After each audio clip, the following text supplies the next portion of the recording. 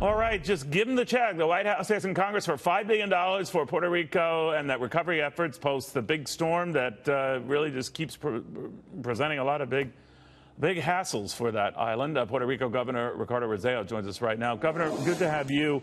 How urgently do you need that money? Very urgent. We need it as soon as possible. That's why we're asking for immediate liquidity relief, which the White House has already asked Congress to pursue.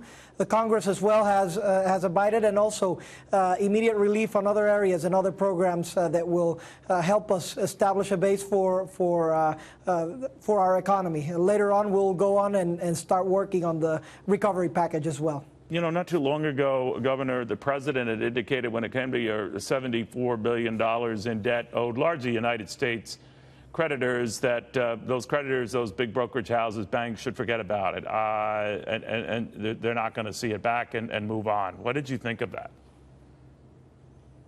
Well, you know, that's the president's opinion, and we are in a Title III court case right now. So we're discussing this with the creditors as we speak.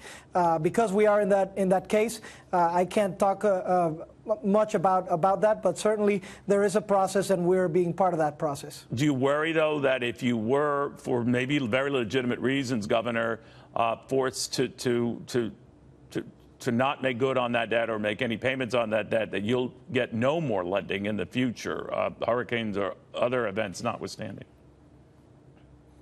Well, I think everybody understands that this is a game changer, all right? When we got the devastation of this hurricane, all of the components, we had a fiscal plan in place.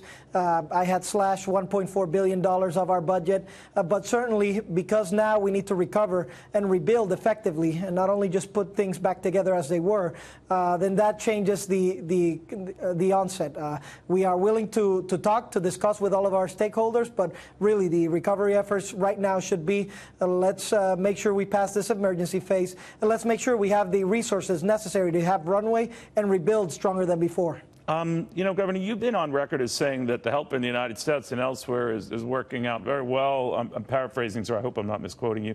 But your counterpart, the San Juan mayor, has indicated that's not the case, that the administration has not been very helpful. I'm just wondering, what does she see that you don't? Well, it's really a simple case of logistics and what needs to get here versus the efforts that are going on. You know, we recognize that we need to do a lot more. There needs to be a lot more for this rebuilding to be effective.